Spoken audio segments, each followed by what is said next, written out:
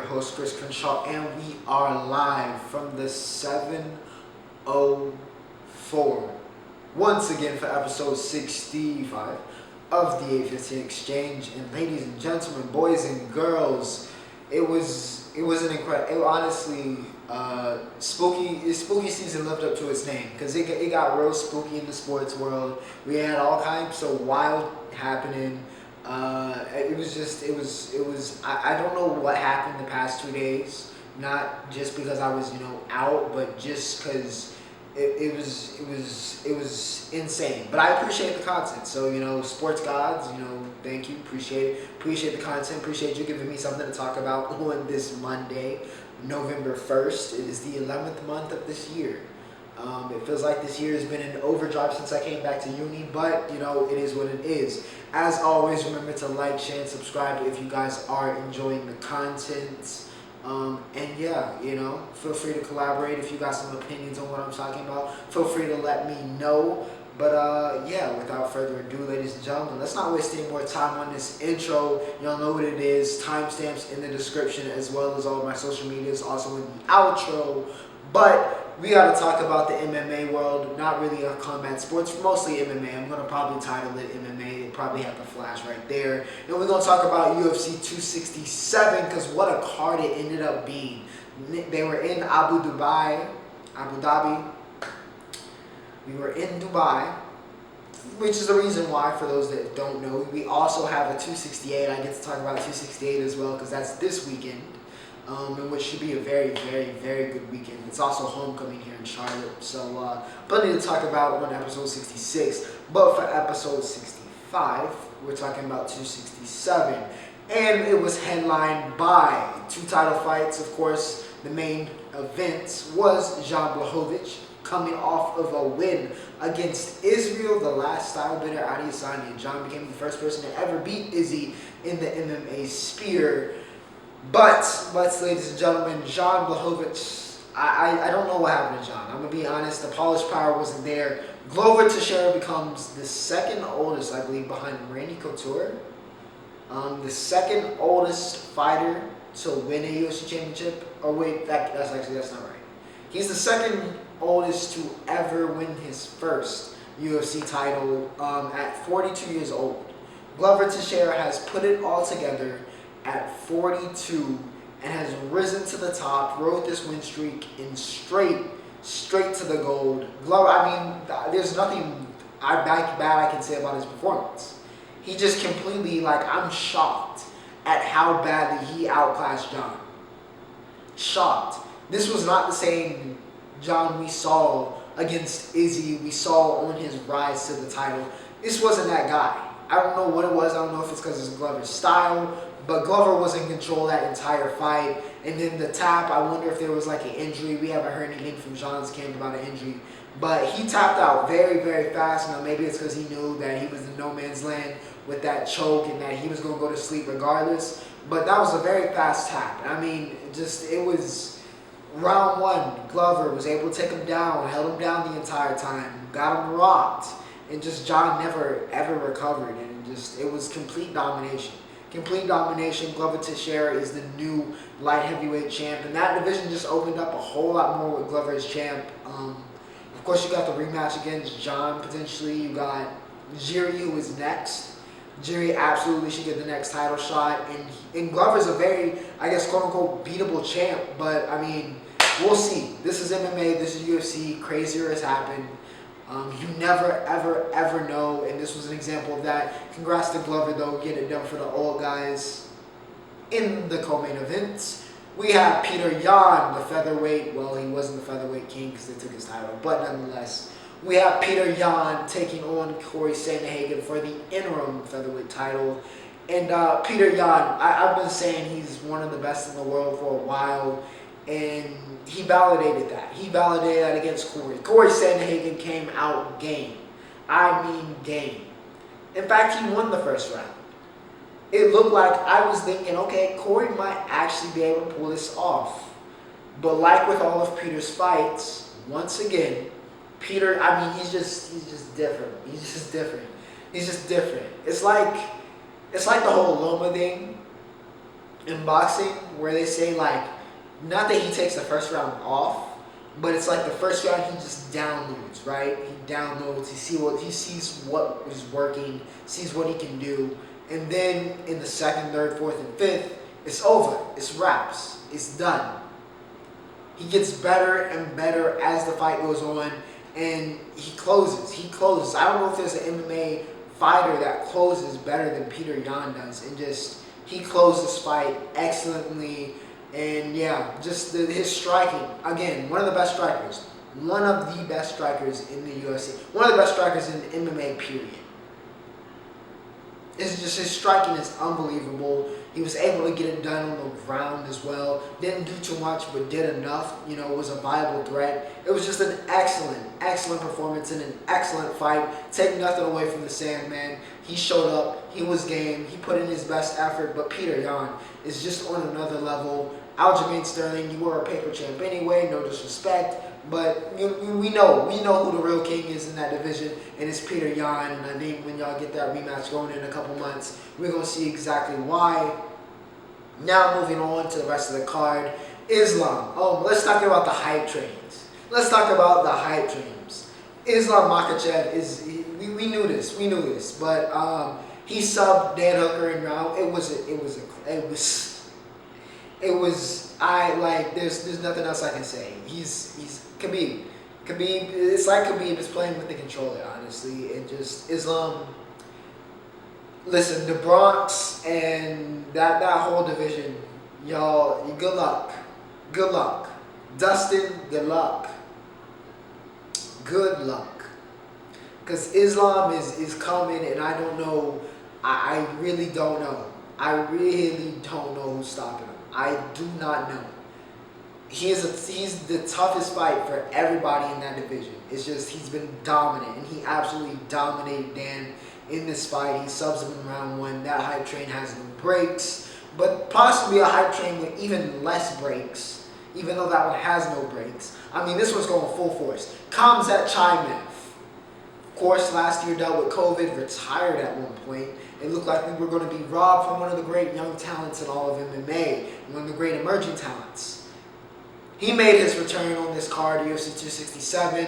He in the embeddeds, he looked great. He was doing some insane alley athletic, like flip stuff in his entrance. It was crazy. Khamzat is back, and he looks better than ever. That was ridiculous. Take nothing away from Li Jingliang. I don't want anybody calling him a bum. This was the 11th ranked fighter in that division. Okay, he was 11th ranked in welterweight. He was real. The Leech is real. He's a good fighter. Chimaev made him look like he was nothing. I mean, from the outset, immediate takedown, takes him over to Dana, talking to Dana, then finishes the takedown, right? And then just goes to work on the ground. Goes to work, and then puts the Leech to sleep. The Wolf he's a beast. He's a beast. Khamzat. I've been on the hype train, but he's a problem. He is a problem. Him and Islam are a problem, but oh my goodness, Khamzat. He's the next big thing. He's legit. He's the next big thing. Give him somebody in the top 5. Give him, Vicente. The man hasn't been hit in his last 3 fights. He hasn't been hit.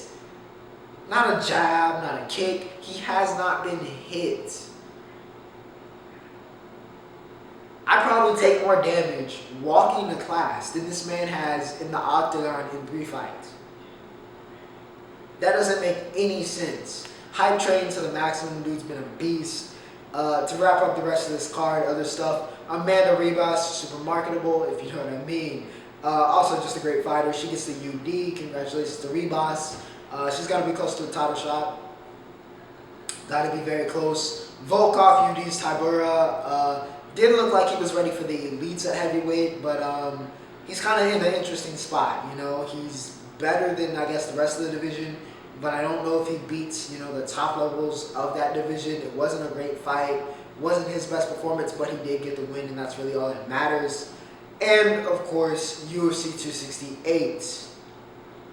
Colby versus Usman 2, the rematch. And it should be. I mean, the first one was a classic. The first one was a classic, undeniably a classic. Of course, it's where we've gotten the whole Kamaru saying to Kobe, of course, in the interview afterwards, saying, "I broke your face" repeatedly while Kobe ranted or whatever. Listen, Colby Covington, for better or worse, for however you feel about him and his gimmick, is a great fighter. He is a great fighter. However, with that said, I don't think he's beating Kamaru Usman. If I'm going to be honest, I'm taking Usman. Usman, in my opinion, is the number one ranked pound for pound, and I'm pretty sure he is. The number one ranked pound for pound fighter on the planet. Now, even with Chimaev on the rise up, and he could be the guy to dethrone him, but that's down the line. But for now, Usman runs this division. I expect another classic. I'm interested to see how Kobe has evolved as a fighter over the course of these past couple of years and see where he's gotten better and where he's needed to learn and all that type of stuff.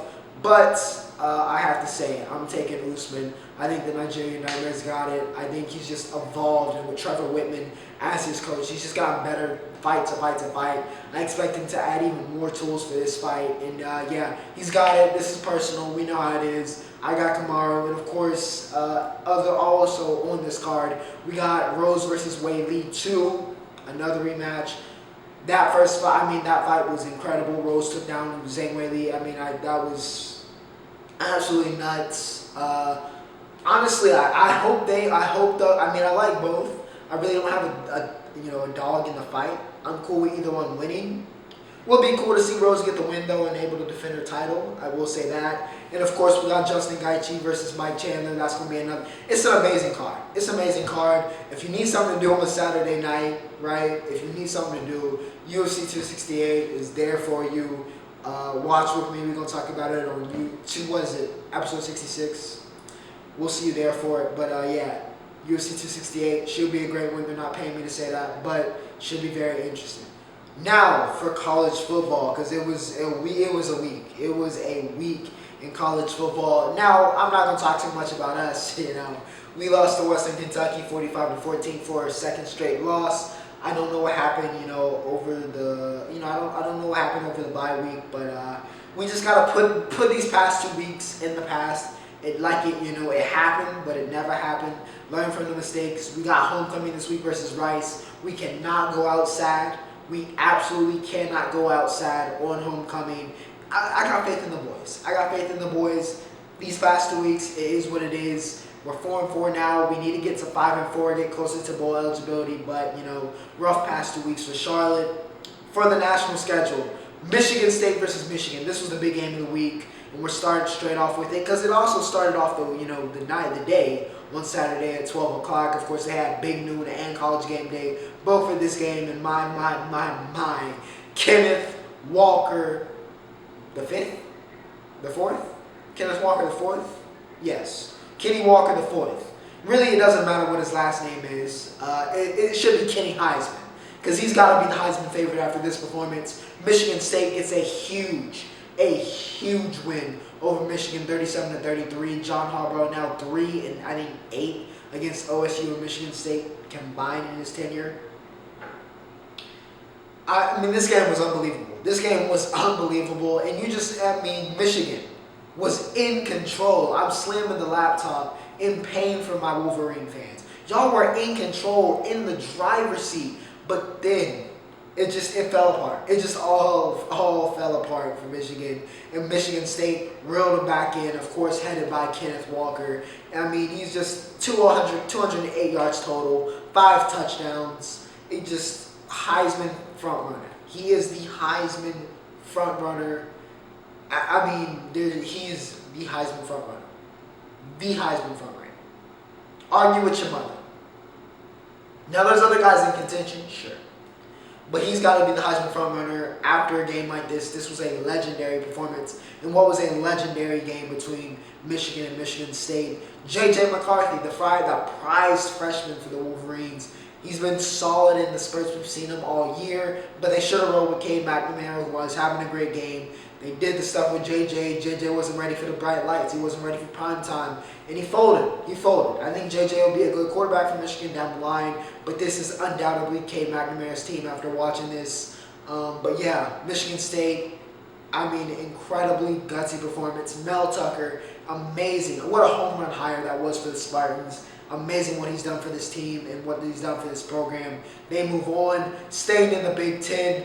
Iowa is in free fall. The Hawkeyes are in free fall. Some of you, and kind of I did see this coming because that offense is ancient. It's ancient and it's garbage. It's absolutely garbage. Wisconsin destroyed them. Destroyed them in this game. Now, sure, it was 27-7. That makes it look closer than it was. It was not this close. Jim Leonard, pay him whatever you need to pay him. Wisconsin, great DC. That defense shut Iowa down. Iowa offense is putrid. The defense wasn't bad for Iowa, as usual, but Wisconsin did enough. Braylon Allen, once again, went over 100 yards. Wisconsin gets it done. Baylor, Texas. Texas.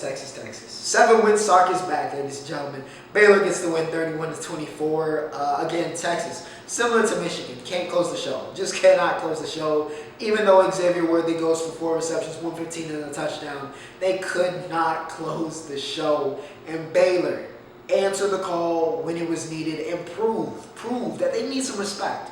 Baylor needs some respect for what they've done in the Big 12 this year and what they've done just this whole season, finding ways to win.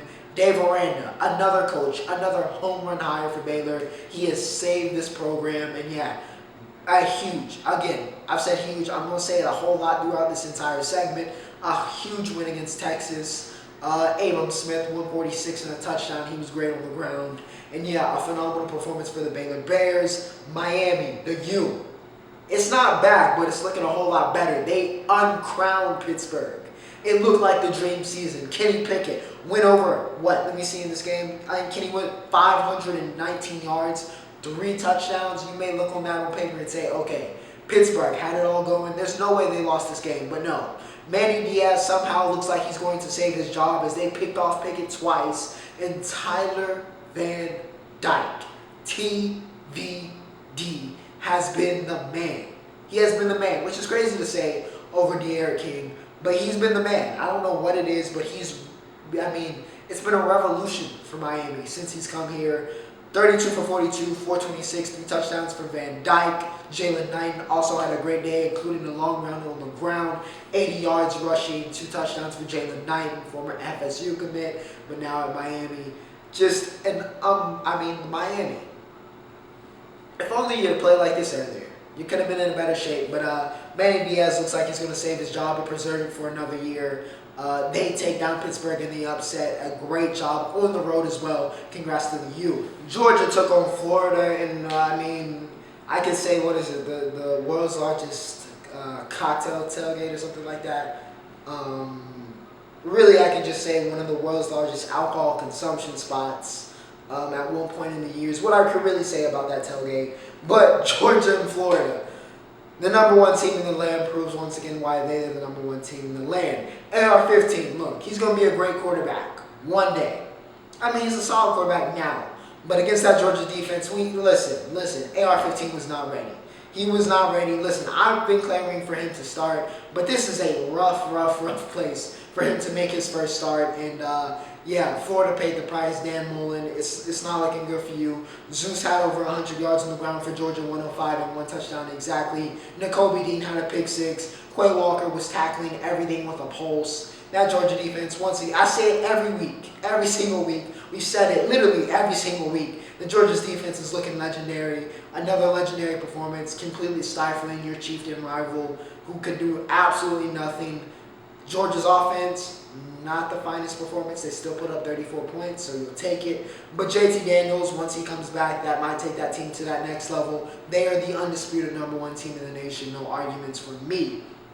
OU versus TTU. OU gets it done 52-21. Superman, Caleb Williams, 23 for 30, 402, 6 touchdowns. If he started the year, he might be in Heisman conversations. For a true freshman, this is ridiculous. He's putting up video game numbers. Yeah, I know it's Oklahoma and it's the Big 12. But Caleb Williams is clearly special. He has got to be probably the first quarterback off the board in 3 years if he keeps this up. And you would expect so because he's at Oklahoma and this is what they do. But he tore through Texas Tech. Marvin Mims, 4 receptions, 135, 2 touchdowns for Marv. Just Oklahoma, dominant performance. It's been a different team since Superman entered the fray. Yeah, Rattler, for what it was, good luck in your future endeavors, but undisputedly at this point, this is Caleb Williams' team. If you didn't know, now you know. Auburn, Ole Miss, another great matchup, another ranked matchup, and a pivotal SEC matchup in determining which way these two teams will be going for the rest of the year. Now, I will give a shout out to Matt Corral. He's a warrior. I know he's got the ankle injuries and all that type of stuff. But listen, on this day, it was all about Bo Nix and this Auburn offense. And really just this Auburn team. They get it done and they take down Ole Miss. Bo Nix, 306 yards total, 3 touchdowns. Unironically, Bo Nix is breaking out this year. Unironically, no meme, no copy pasta. Bo Nix is that dude. He's that dude right now. I gotta admit, Bo Nix is that dude. He's looking like a viable quarterback, like the guy that he was supposed to be when he came here as the #1 quarterback in the nation. He's looking like that guy this year for Auburn, and they're profiting. They're profiting big time. Tank Bigsby, who does not get mentioned enough, in my opinion, for one of the best running backs in the country, but he absolutely is. 140 on the ground for Tank, 1 touchdown. Of course, he's a member of the all-name team. Zach McClain, 14 tackles, 2 sacks. Great defensive performance from McClain. Auburn rolls Ole Miss, got it done, found a way to win. They're spooky. Auburn is looking very, very spooky. That Iron Bowl game versus Bama could be very, very interesting. Very, very interesting. OSU and Penn State in another marquee. It was a great week for college football. In another marquee matchup against Penn State. Of course, Penn State has been reeling these past weeks, and they still are. They still are. OSU gets it done at their homecoming. Let's talk about it. Travion Henderson. Him and Caleb Williams, possibly the 2 best freshmen. Williams, Henderson, Worthy, gotta be on somebody's all-freshman team this year. Henderson, 152 and a touchdown. C.J. Stroud, he's been better week to week to week. 305 and a touchdown. Wasn't his greatest performance, but listen, Stroud has noticeably made improvements, and I gotta show props where props are due, and I'm showing him to C.J., giving him his flowers. 305 and a touchdown here. Jahan Dotson is the Stephon Diggs of the college football world. And there might even be his pro comp, honestly, at this point. He is the Stephon Diggs of the college football world. He's gonna go off, but he might not get in the box. He went off in this game, 11 receptions, 127, but he didn't get in the box, and honestly, Penn State would have needed it. Sean Clifford, better game, but OSU was just better. They were just better. Heartbreak for Penn State. A heartbreaking loss, but Ohio State gets it done. Chris Olave, unstoppable. Yeah, you know how it goes. Notre Dame gets it done against UNC. It was a very, very good game, 44-34. Clearly, that defense needs Kyle Hamilton back. We'll see when he's able to return. But Kyron Williams was getting it done, 199 and a touchdown on the ground for Kyron Williams.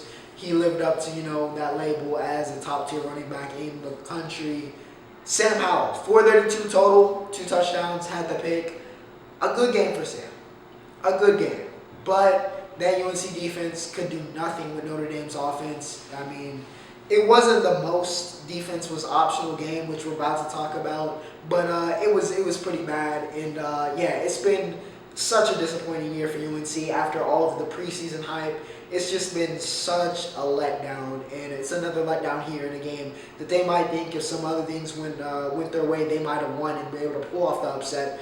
But on this week, it was not to be. Notre Dame gets the win. Now let's talk about what was on pace to be the highest scoring game in the history of college football. But because Brennan Armstrong, despite his 431 yards and 6 touchdowns, got injured, he's been incredible all year for Virginia. BYU was able to get the win, 66-49. Now this is the second week, ACC. What is going on? This is the second week one of your teams has played, and it's been a basketball score. Of course, last week we had Wake Forest and Army in the defense's optional game of the week, 70-58, I think it was. And here we go again, 66-49. No defense. Just no defense. If you're a defensive coordinator, once again, look away because it was not your game. If you're an offensive coordinator, this was the greatest game of all time for you. 22 for 37 for Jaren Hall, 391 total, 4 touchdowns. Al Geyer, 266 and 5 touchdowns on the ground for BYU. The Nakao brothers, 11 receptions, 214 and 2 touchdowns for them. An offensive explosion. Listen, I looked at the score and it was 31-28 at halftime. I was like, what is going on? What is going on? BYU was up to no good. UVA, before Armstrong got injured, was up to no good. For a neutral fan, again, a game of the year candidate probably. But for those two fan bases, probably one of the more stressful games of the year. Watching your defenses, but man, oh man, just an incredible game, 66-49. Defense was optional, but yeah. To end up and kind of round up this college football segment, as we always do, Wake Forest, speaking of Wake, got the win over Duke. They are now top 10. They were the only Power 5 team, I think, to never be ranked top 10 in the history of the program. For the first time ever, Wake Forest is now a top 10 team. Congratulations to the Damon Dinkins. Back home in Winston-Salem. West Virginia pulls the upset over Iowa State. Got a feel for Brock Purdy and Breece Hall and all those seniors that came back for a chance to make history. It's not happening. It's not happening. Brown went for 109 and 2 touchdowns on the ground. West Virginia gets the win. And the number 2 team in the country, and should be the number 2 team in the college football playoff when it comes out tomorrow. Yes, I don't want Alabama in the top 4. Listen, the regular season has to matter. I don't care if you think they're one of the best 4 teams. Regular season has to matter. These records have to matter. Or you can just put the same 4 teams in every single year if you're going based on what you think and talent. This is college football. It matters what you put on the field.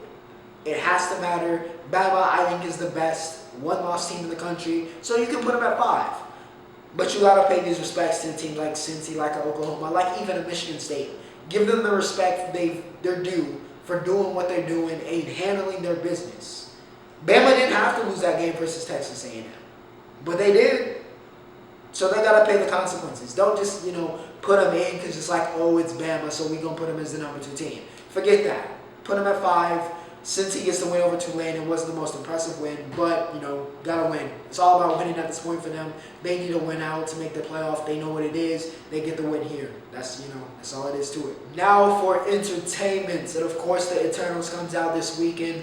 I'm going to try at some point to try to get around to that. I don't know for sure. Of course, it's homecoming, so we got a lot of stuff going on. And then we got a very, very interesting week in college football and the NFL setup, and I have to go to the game. So don't know if we're going to get around to it this week, but definitely going to go watch that and head to the movie theater for that at some point in time. But yeah, no real TV. I was busy all week with a bunch of different stuff. No TV shows, wasn't really much, too much here and there. But we did have Big Sean and Hitboy drop their little collab EP called What You Expect, and they compared themselves to the Brothers of Destruction, word to Undertaker and Kane. And it was a duo that was worthy of that comparison because this was, 6 for 6, an easy 6 for 6. Now I listed Chaos and Loyal to a Fault featuring Pink Griffey, Bryson Tiller, and Dirk Hill. I listed those 2 as my standouts, but I could have picked any of the 6. Honestly, the beat selection, Hitboy definitely is one of the best producers in hip hop today, bar none. Argue with your mother, he's one of the best in the game. And Big Sean, since Detroit 2, has been much, much better. It seemed like he's back in that pocket, and he did some great work on this EP. It was a phenomenal EP, probably one of my favorite. I think it's going to be one of my favorite EPs of the year. If you have not listened to What You Expect, please do yourself a favor. Please do yourself a favor. I know it's Big Sean, but trust Ocho here. This was the goods. This was the goods. Absolutely phenomenal EP. And yeah, now to move over to the MLB, and in this case, the World Series. The World Series is on and popping, and it's been very, very interesting. Now, I said last week, I had the Astros winning it all. But I had the Braves. I was rooting for the Braves. I wanted to see Atlanta get it done. And my dreams were nearly fulfilled yesterday as Atlanta has stormed to a 3-1 lead. But it wasn't to be. It wasn't to be because the Astros came to play here in Game 5. Yeah, Okay, Game 5. Astros get it done 9-5. 9-5 in Game 5. Carlos Correa 3 for 5, 2 RBIs. Maldonado also getting it done. I think he had 3 runs himself or 3 RBIs. Astros, the offense finally got going. They needed it all series long. Finally had it working. Dusty Baker had him doing a great job with the lineup. And they just came to play, man. They just came to play. Started early on. Braves fought back, but then the Astros pulled away. It wasn't like a power explosion, just good, well-churned offense, a good game plan, and they got it done. And we got a series. 3-2. Of course, the Astros for the rest of the way, their backs are going to be against the wall. They're going to be in must-win situations every single game. But it's a series. This changes things. This could shift the momentum to Houston's side. But Atlanta has to think, has to have short-term memory, has to focus on winning. You can't think about the future. You got to keep this one game at a time because you only need one. You only need one game for the World Series. It's so close. It's so close. Please, Braves. Please. Get it done. Finish the job. I will donate my body for Ronald Acuna if he needs to come back for one game to help y'all clinch it. I will do whatever. Please, Braves. Please. No offense, Astro fans. It's nothing personal, but y'all are the villains in this. Y'all are the villains in this scenario, as you have been for really the past 2 years. Listen, Braves, y'all so close to proving me wrong. Please get it done. But yeah, that was a very good game, by the way, Game 5. We'll see what happens in Game 6 and potentially Game 7, which should be a classic if it does happen. Now for the NFL. And of course, we started out Thursday with actually a good matchup for Thursday Night Football. Normally we have some super scuff, some ad games, but we actually had a really good game for Thursday Night Football this week. The Packers and the Cardinals. The Cardinals, of course, were undefeated. The Packers were 1 loss. Possibly the 2 best teams in the NFC. And the game lived up. Went down to the wire, and the Packers were able to outlast the Cardinals, get it done 24-21.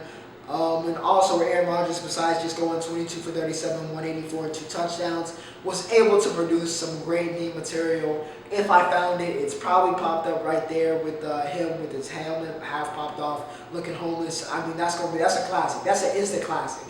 That is an instant classic meme format. It's going to be used on Twitter for ages. But yeah, Rodgers has a great game, gets it done. Kyler's seen better days through 2 interceptions. That Packers defense showed up when it mattered. AJ Green didn't show up when it mattered. You gotta look for that ball, man. You have to look for that ball. I don't care if you thought you were a decoy. Decoy better. Make it look like you're getting the ball. Because, I mean, that's right up what you would think AJ Green's alley is and what a play that he's supposed to make. And we've seen him make time after time, and he just was not there for it. He was not there for it. Really kind of cost them the game because that touchdown would have won them the game. But nonetheless, Green Bay earned this win. They look like, one of the best. Gotta be near the top of the power rankings in my opinion. They've been phenomenal through the first, 8 weeks of the season. Panthers and the Falcons. Panthers get the win 19-13. Defense. Gilly, I don't know why the Patriots got rid of you, but you showed up big time, got the game-winning pick. Matt Ryan had a rough game. 2 interceptions, including that game-clinching one. Sam Darnold got injured. P.J. Walker had to come in. Chuba Hubbard had a solid game, 82 yards and a touchdown. And yeah, it was all defense. This was a big-time defensive performance for the Panthers. That defense showed up huge, and they were able to get a win for Slade. Falcons team that's seen better games, but the Panthers get the win here. Bills and the Dolphins. The Bills, honestly, in my opinion, y'all let the Dolphins hang around a little bit too much in this game, but nonetheless, a win is a win. Y'all moving to 5-2, but y'all gave Miami some hope. For most of this game, Miami had a lot of hope. But in that fourth quarter, Bills were able to take control. Cole Beasley, 10 receptions, 110. Josh Allen, 249, 2 touchdowns for Josh Allen. Also had 55 yards on the ground and a touchdown. I think he tied Cam Newton for most touchdowns by a quarterback in their first, 28 games or something like that. So, yeah, 3 touchdowns total for Allen. Great game for him. close the show. They win when it matters, and that's what this is what the league is all about. That's what the league is all about. Dolphins still swimming in the pit of misery. Congrats to the Bills. 49ers and the Bears. Justin Fields had his breakout game. You can say it. We're going to say it. We're going to call it his breakout game. The man had 278 yards total, including an insane. We finally, Bills. And of course, it's the game which Matt Nagy couldn't coach, in which Fields puts up his best performance. Let him run. Let him run. He's a great scrambling quarterback. So let him run. Let him run. He's a fantastic athlete. We saw him do it at Ohio State. We saw him do it in high school. For some reason, he wasn't allowed to do it in the NFL. Let him do it. Let him do it. And you'll see the profit. Y'all nearly won this game, but it wasn't to be. Garoppolo had over 300 yards. Deebo Samuel is a monster. Elijah Mitchell, 137 and a touchdown. The 49ers they were excellent. An excellent game for them. And really probably, I would say, their best win of the season. But Bears, lots of improvement. You like to see that from Fields. Wasn't enough. Dealt with some pressure. It wasn't a perfect performance. But a better performance. 49ers, though, very, very good win. Steelers and the Browns. Jarvis Landry made his return in this game, and honestly, he probably should have sat it out because this game cannot be put on Baker Mayfield. He did exactly what he needed to do to win this game. Jarvis Landry had a nightmare. And it's why I tweeted out Jarvis Landry is washed, because he looked washed. And badly washed. Ringed out washed in this game. A nightmare performance. The Steelers were clutch. Defense was great. Minka Fitzpatrick, just that whole defense showed up big time. Ben did what he needed to do. He didn't look as washed this week. And got it done. Najee Harris, 91 yards and a touchdown. Steelers get a very, very close win and a big, big win in what's been a very, very tight AFC North. And while teams like the Jaguars, like the Jets, like the Dolphins, currently rest in the pit of misery, there is no team more miserable than the Detroit Lions. I don't know if they're going to win a game this year. I really don't. I thought this was a great opportunity for the Lions to finally get a win, but no, the Eagles weren't feeling that. They weren't feeling that at Philly. 44-6, evaporated. Jalen Hurts had, 174. They also had 4 touchdowns total on the ground. Not from Hurts, but, he did what he needed to do. The defense completely shut them down. Jared Goff, just another rough game for Goff. It was just, they couldn't do anything on the run. It was, at least the Hawk had 10 receptions, right? At least he had 10 receptions. It was all Philly, whole game, complete domination. Jordan Howard and Boston Scott, as I said, 2 touchdowns apiece. It was just the Lions. And it's not even a good draft class, potentially. It's just pour one out for Lions fans. Pour one out. But pour one out for Titans fans. Because though they were able to get the win here in overtime, thanks to Carson Wentz, throwing one of the worst pick sixes you will ever see.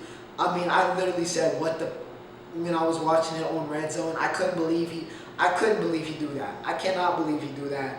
But one of the worst interceptions you'll ever see. But pour one out for Titans fans, even though they won, because Derrick Henry, and also pour one out for my fantasy team and many fantasy teams around the country and around the world. Because King Henry might be gone. And we jinxed him. We kept talking about his durability, and we jinxed him. He gets injured in this game. Tannehill, 23 for 33, 265, 3 touchdowns.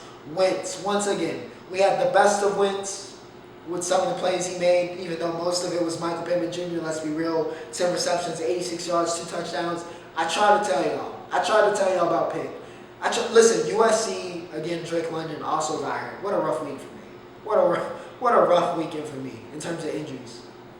We need to be up there when we talk about wide receiver U. Pitt was a monster. A.J. Brown had his best game of the year, though. 10 receptions, 155, and a touchdown. And Indianapolis, Wentz, can't make those turnovers.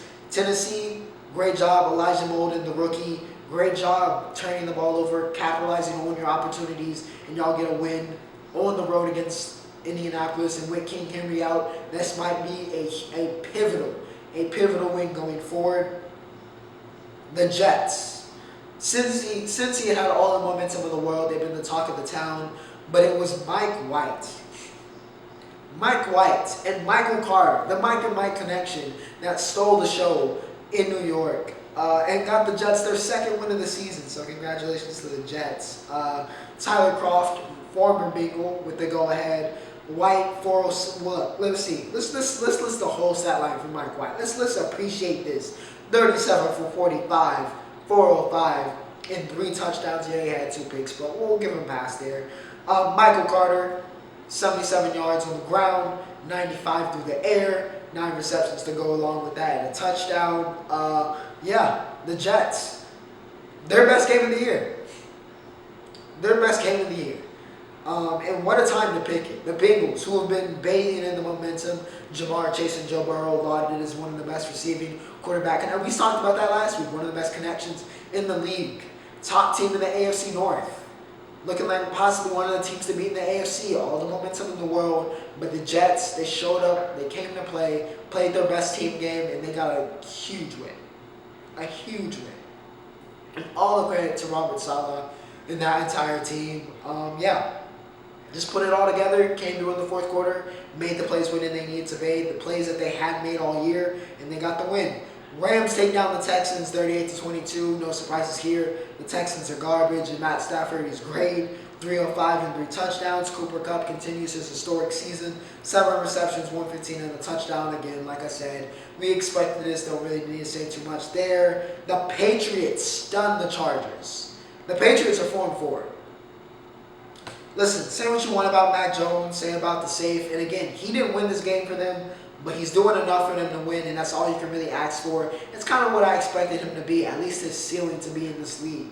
And the Patriots, the Chargers have been susceptible to these surprise losses, and it's why they're 4-3 and not, up to maybe what they could be or should be. But even here, just listen.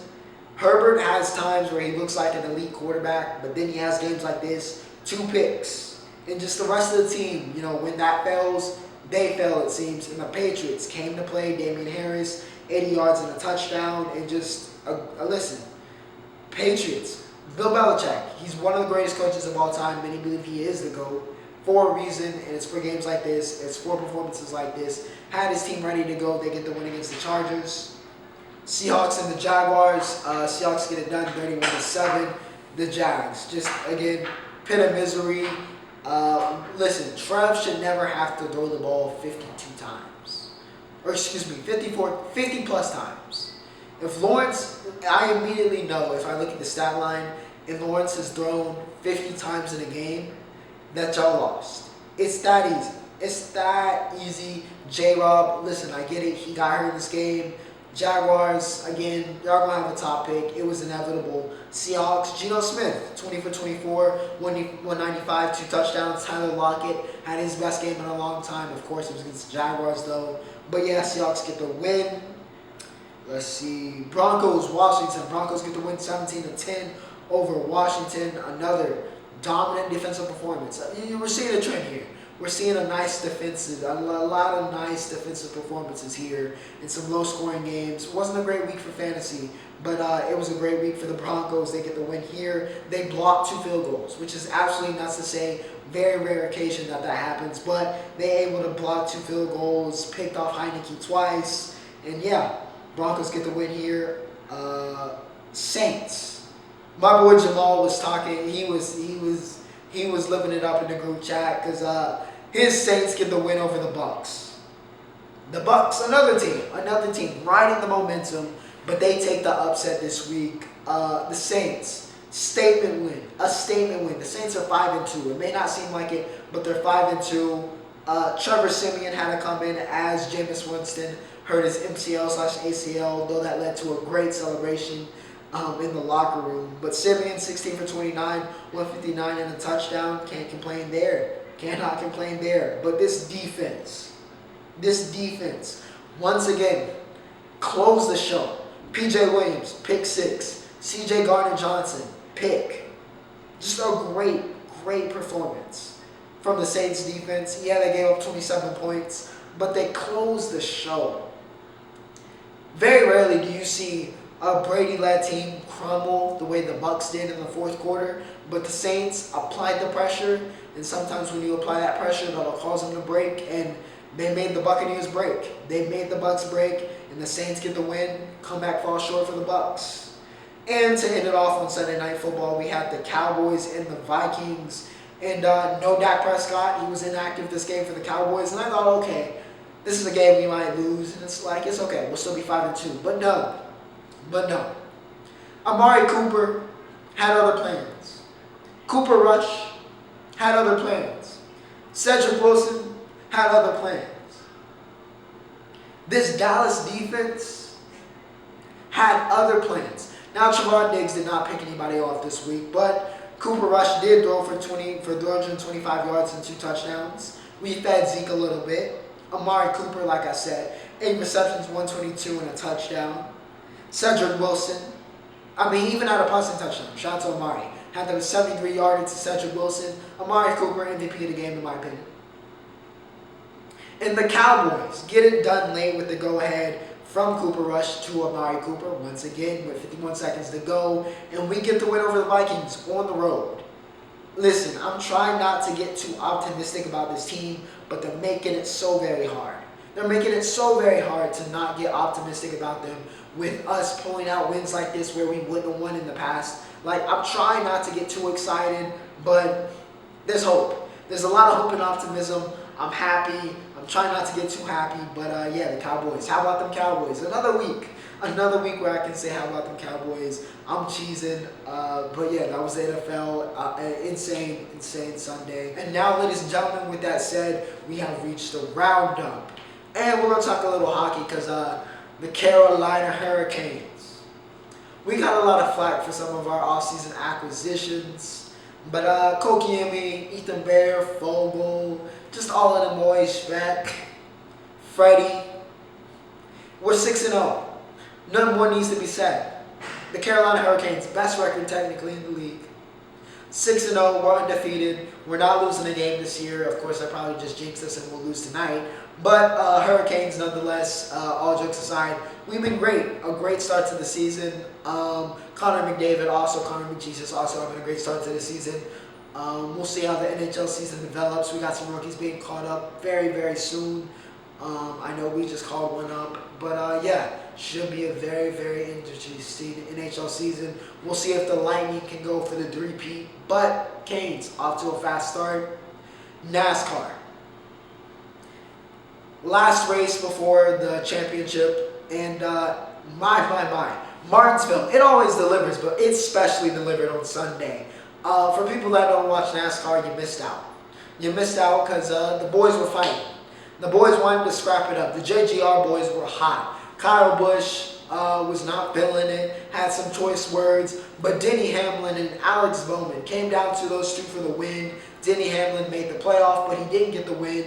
Bowman accidentally, or whatever you want to call it, rode a little bit too high going into the turn, spun Denny out, got the win, and of course we had it probably going to be iconic and use the promotional footage for NASCAR for a very, very long time.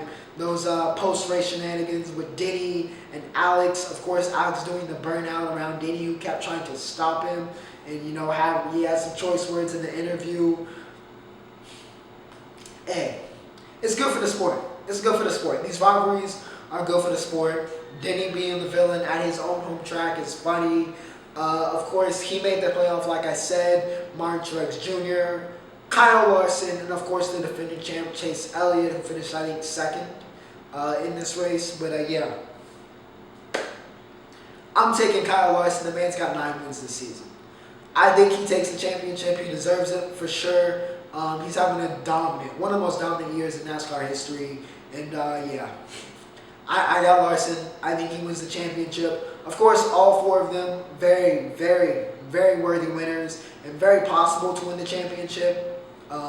Probably, honestly, 4 of the best in the game right now. So no complaints there, but I'm rocking with Larson. I think he wins it. Even though Chase is my guy, I think Larson's been the best this year, and I think he gets the win. He's just been different in the Hendrick car. And to end it, we got some NBA. Of course, they didn't have a main segment, but this past week, it was a poster galore. It felt like everybody was getting dunked on. Miles Bridges got victimized. Lauri Markkanen dunked on Joker. It was nuts. LeBron last night outran Jalen Green and then introduced him and KPJ with the reverse slam in year 19. Listen, everybody was getting dunked on this past week. And Scotty Barnes, I'm going to add to this Toronto propaganda for the 6. Scotty Barnes for Rookie of the Year. He's looked great. He has transitioned to the league flawlessly, and he's been great for the Raptors so far. They're very, very excited in the 6 for him, and we'll see how Scotty and the rest of this great rookie class. Cade made his debut. Wasn't great, but it's his first game. Can't put too much of that on him. We'll see how the rest of the season goes for these rookies and how the rest of the season goes for these teams. Russ kind of getting acclimated with the Lakers. But yeah, should be interesting. Should be interesting. Of course, it'll be a main topic going forward. But this week we'll fit it into the roundup. But yeah, without further ado, ladies and gentlemen, I hope you guys enjoyed. Episode 65 is in the books. See you for what should be a very, very interesting and a very hectic, packed, and probably very long episode 66. But yeah, as always, remember to like, share, and subscribe if you enjoyed today's show. But without further ado, Ocho signing off.